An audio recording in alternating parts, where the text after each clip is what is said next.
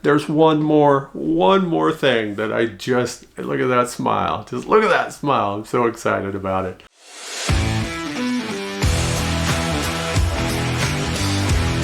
Hey, welcome to my channel. My name is Ken and I'm on a journey to lose as much weight as I possibly can so I can become a fat guy no more. Well, today in this video, I want to start off doing a little something different. I'm not going to talk about calories or numbers or, well, I guess I'll talk about the scale, but you know what I'm saying. It's not going to be a typical video. If you read the thumbnail, you know that I've got two specific non-scale victories that I want to talk about, and a few others, honestly. But before I do that, I want to say thank you so much for coming by and watching this video, and for hitting that subscribe button. If you haven't already, if you would, I'd appreciate it. While you're at it, if you give it a thumbs up, drop me a comment down below to help out the algorithm. It really helps this channel. I appreciate it. So non-scale victories. Now what's so interesting to me about these is that when I first started losing weight, actually let's change the way I put that. Let's say when I first started finding the groups online, you know, on Facebook and stuff, those people losing weight using Mounjaro and then eventually Zepbound. Back then it was just Mounjaro. Of course, it was Ozempic and Wegovy, right? But I was on Mounjaro when I found the groups talking about their journeys. I love that. I love being able to share and learn and understand from other people as well. And one of the things that they mentioned was a non-scale victory, an NSV. I had no clue what that meant. To me, all of my victories came from that little piece of machinery that I step up on every week. If it wasn't being nice, there was no victory to be had. Little did I know. I could be quoted back then saying stuff like, you know, I don't care to be a size 23 waist if I'm still weighing 400 pounds. So to me, any victory had to come from that scale. And as time went on, I started realizing that that was a horrible, horrible mindset. And you know, if you've been following my journey, you'll know these last few weeks haven't been the best for me.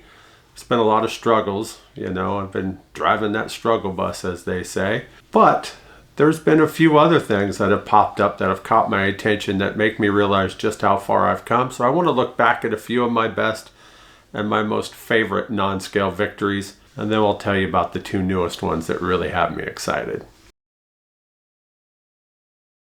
So in no particular order, here are some of my favorites. Number one being, I remember the day that I cracked 10,000 steps for the first time.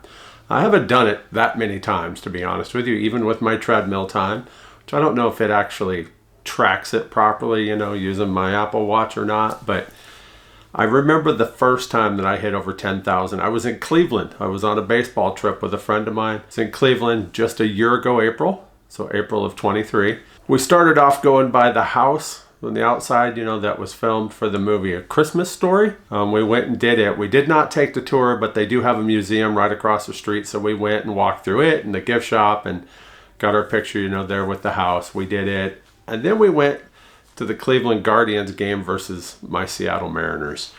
That was a lot of walking. I mean, there was a lot of walking involved in that day. So when we got back to the hotel that night and I checked to see how many steps I had and I was over 10,000, I was beyond ecstatic. So excited.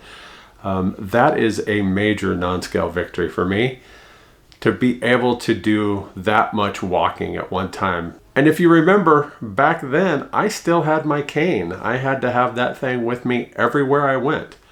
So again, that was April of 23, and I didn't stop using my cane until September 1st of 2023. Well, again, out of ballpark, but that time in Kansas City. That too is another one of my great non-scale victories, no longer having to use my cane. Now I understand that there are people that do and will have to forever, but I had it simply because my weight was so high and I needed it, and now I don't, and that's a major non-scale victory that I'm excited about. I've talked about it many times too, that another one for me is that I can put my own socks and shoes on. I went quite a while not being able to do that, especially my socks. I literally just couldn't reach down to put my socks on or even bend in any way, shape, or form to get those things on, so I had to have my wife do it. You can go back and see like my first video on this channel, my very first one. I believe I even mentioned that on there. I haven't been able to put my socks on now by myself for probably 2 weeks, maybe more. I have to have help from my wife. That's just a horrible feeling to have somebody do it, knowing that it's because of your weight. You know, back then I was also under the impression that my weight was that high because of what I was doing wrong. Since taking this medication, I understand now that there was something missing biologically inside me, and this medication gives that to me. So it's a completely different feeling. But with that said, it still sucked to have somebody to help you put your shoes and socks on like that, knowing it was because of your weight. But now I can do it. And I remember the first time that I was able to put it on. It's actually what I still do. I sit on the edge of my bed and I turn and I pull my leg up on there and I just reach down, put my sock on. Each foot, I mean, it's nowadays, I don't even think about it. I get up in the morning, when I'm getting ready, put my socks on, put my braces on, put my shoes on, and it's just the way it is. But back then, I had to wait for my wife, and if she had to go to work early, that meant I had to get my shoes and socks on before she left, and sometimes that meant a few hours early. So that really just was not fun, but it was what I had to do, and now I don't have to worry about that. You know, I've talked about it too, no longer having to use the seatbelt extender in the car. That's a big one for me because, you know, the story goes, I only bought that seatbelt extender because I got pulled over, not once, but twice, by Issaquah, Washington Police Department. Yeah, we were on Front Street there in Issaquah. Shout out to everybody back home. And I got pulled over once by a cop walking up to the car and knocking on my window. Evidently, he saw me without my seatbelt, and he was parked on his motorcycle just over. I was stopped at a light, and he knocked on my passenger window in the pouring rain, I might add. And he told me to pull over, and when he did, he came up and said that he could see that I wasn't wearing my seatbelt. That is beyond embarrassing, honestly. But then he wrote me a ticket for it and took his time. And the whole time, he's getting absolutely drenched by the rain. I have to admit, I felt a little bit of happiness watching him just dripping in rain, because it's like, seriously, dude? Either way, that time, and then a few weeks later, they were doing a seatbelt patrol, and I got stopped in that seatbelt patrol, didn't have it on. And I told the guy, it simply does not fit me. Now, he didn't write me a ticket, but he did tell me, effectively, to suck it up. Get me a seatbelt extender or don't drive anymore. Well, not driving wasn't the option. So I looked it up online and I found one. It's like 20 bucks maybe. So I got it and I'd been using it for quite a while. And then about a year or so ago, I was able to stop using it, and that just makes me happy because not only now I know I can put my seatbelt on in my car, but any car that I get into, because I don't have to worry about it, and I actually have plenty of room, and to me that's amazing. And speaking of having room in cars, I've talked about this one too, just recently even, that gap now that I have between me and the steering wheel, that is a major non-scale victory because it's safer, so much safer than when I was pressed up right against the steering wheel. And let's not even talk about how much more comfortable it is, right? I mean, that's just spectacular to have that. These are things that most people don't even think twice about. But when you're in my position, when you started off on your weight loss journey at 595 pounds and you lose almost 250 pounds, all these things just start opening up, and it's just like, oh, I mean, this is absolutely amazing.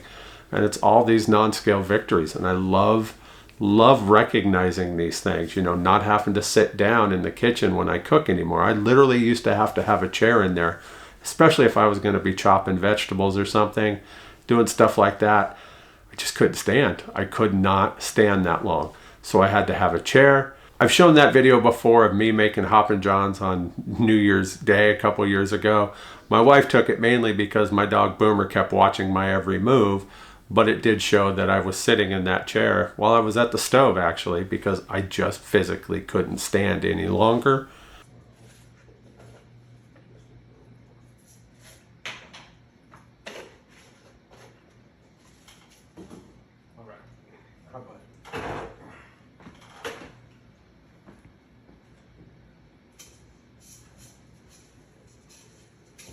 And now I don't even have to worry about that.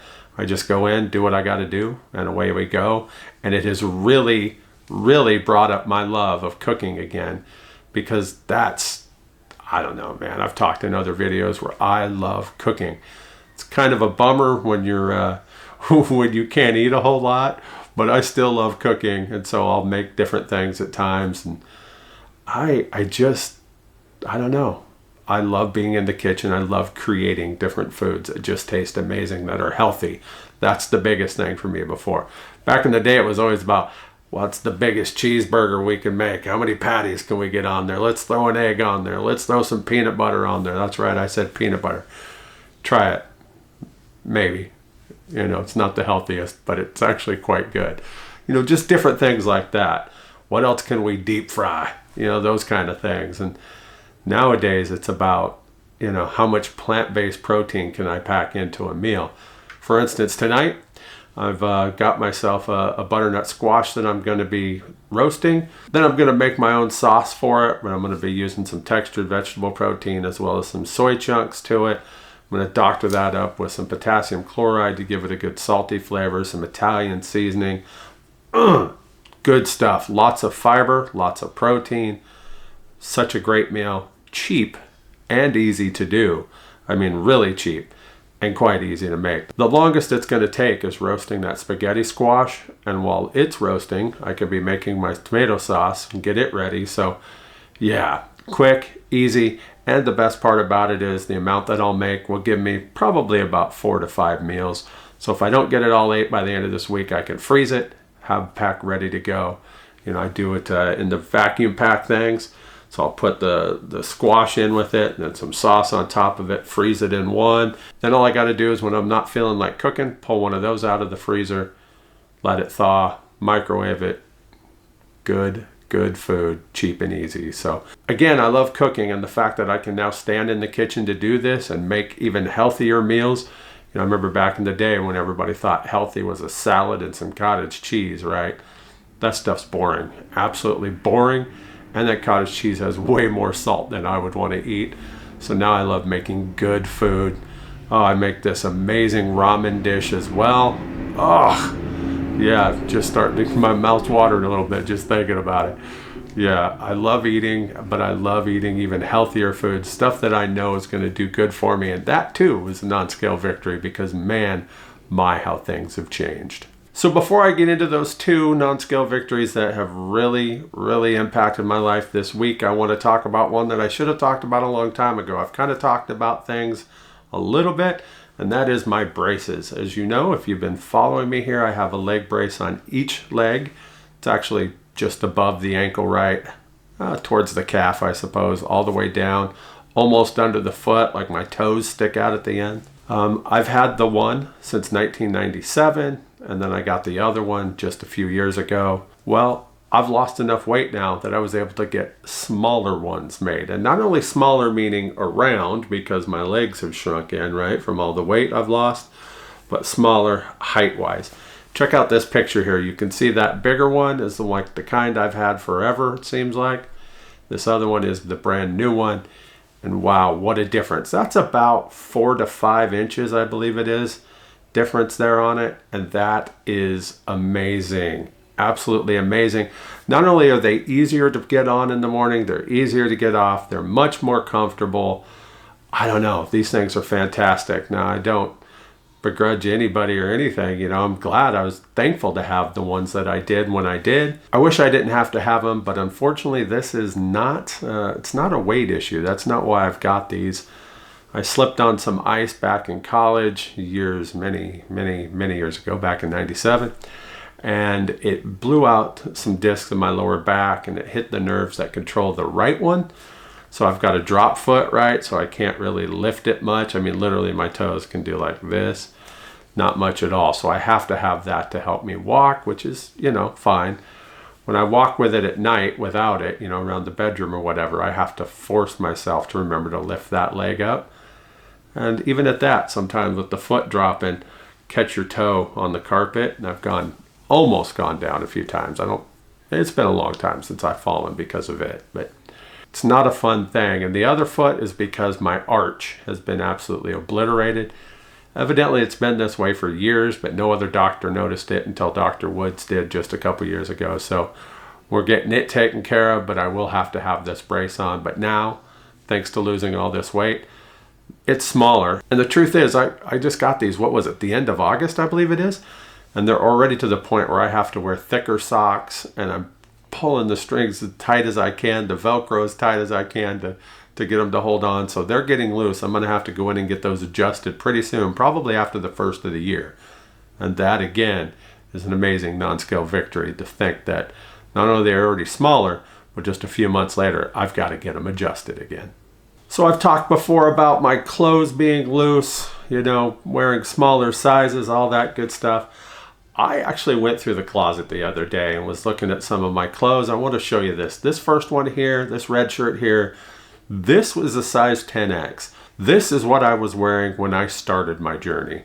Yeah, a 10X shirt. This thing is huge. Look at this thing. This is what I was wearing. Now look at it on me. It's absolutely, I don't know, man. I keep it. Why do I keep it? I keep it so I can look back. No, I'm not one of those that's going to be like, I got to have my fat clothes in the closet just in case. No, I keep it so I can actually see it and know exactly where I once was, because I don't want to go back to there. I'm not going back. There's just no way. I will not allow myself to get back there, and that's why I keep just that one at that size, just so I remember it. Now, I say it just that one. That's just that one specific shirt, right? But I also have my Seahawk jersey. I bought this Seahawk jersey, and I wore it to my first game 1 week before I started on Mounjaro. And it was a little bit tight. I didn't really even want to wear it to the game. It was down in Dallas. The Seahawks were in town for a preseason game. And I didn't want to wear it because it was just a little tight right here. And I don't know, going out in public like that, I just didn't want to do it. Well, now look at it. This thing is a freaking dress. That is amazing. That is an awesome non-scale victory. Now, I say non-scale victory, but of course, those clothes are getting looser because of what's happened on the scale. But yeah, it's still considered a non-scale victory to be able to get into smaller clothes like that. So I'm absolutely excited that I no longer have to wear something this size. And speaking of not having to wear something that size, my belt also is so much looser, to the fact that this is one of those two things. Check that out. Look at this. I cut off this much of my belt just a couple days ago. What is that? 5.5, 6 inches or so? Check that out. It got the first 4 holes that came with the belt. Not only that, but look at this here. I had to add even more holes to it, and that last one is still loose. I didn't get it far enough, but at least it held my pants up, right? That is freaking exciting to me. It's not going to be too long before I'm going to have to replace that belt. And I don't wear a belt that often because I don't like wearing jeans. I think the only times you've really probably seen photos of me wearing jeans is when I'm dressed up to go to a concert or when the rodeo's in town or something, right? So I don't really wear a belt all that often, but when I do, it's got to need to hold my drawers up, right? So yeah, being able to cut that much off and add new holes is an amazing, amazing non-scale victory that excited the hell out of me this week. But with that said, there's one more thing that look at that smile. Just look at that smile. I'm so excited about it. This one blew my mind. This one absolutely blew my mind. So I wanted to go to the Oklahoma City Thunder game the other night, and it was cold. It was cold outside. It was like in the mid to upper 30s at the times. It was going to be in the upper 20s at the end of the game. It's quite chilly. I don't really have a jacket. After losing all this weight, I still haven't bought me a jacket. My wife keeps reminding me, you need a jacket, you need to get a jacket. And she says it in the middle of summer, and I'm like, I don't need a jacket in the middle of summer. Well, she's right. I need to get me a jacket. I need to get me something at least that would keep me a little bit warmer. But of course, my mentality is, I'm going from a warm house to a warm car to a warm building to back to the warm car, back to the warm house. So I really don't need it that much. So for that game, I needed something because I knew I was going to be outside, walking to get to the streetcar, waiting for the streetcar, riding the streetcar, and then into the arena and back, so forth, you know. I had nothing. And so then I thought, hey, and I asked my wife, can I borrow one of your hoodies? That's right. I borrowed one of my wife's hoodies. And not only that, it's one of her Oklahoma City Thunder hoodies. And it's a 2XL. That's right. I wore a 2XL hoodie to a basketball game the other night. I wore it out in public. You keep hearing me say that about clothes. You know, sometimes things will fit, but they're not public worthy yet. I wore a 2X hoodie to the game the other night. I don't know. I'm just so excited about that. The fact that it 2X, holy cow. Now, I understand different clothes fit different ways. I know that because some of my 5X t-shirts are a little tighter than the 3X t-shirts that I have, right? So I don't get that. But this was a 2X hoodie. And again, you heard me saying earlier that I started off wearing 10Xs. So 10X clothes, and to be able to fit into something that's got a 2X tag on it just excites the hell out of me. And the fact that it's my wife's. I'm actually one of those guys now that can borrow something of his wife's to wear. Okay, that might have sounded weird, but it was her hoodie, right? So yeah, I was able to wear her hoodie. And that excites me. She might not get the dang thing back. I'm just going to be honest with you, because while it was still a little bit tighter right through here than I like, I was comfortable enough. You know, it's no tighter than some of my old jerseys that I got when I first bought them, like my 5X Thunder jerseys. You know, it's what it is. What's somebody out there in public going to tell me, that I'm fat? Like, hell, I don't know that already. You know what I mean?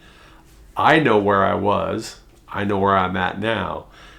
And to be able to put on a 2X hoodie, that is an amazing non-scale victory. So I am beyond excited about that.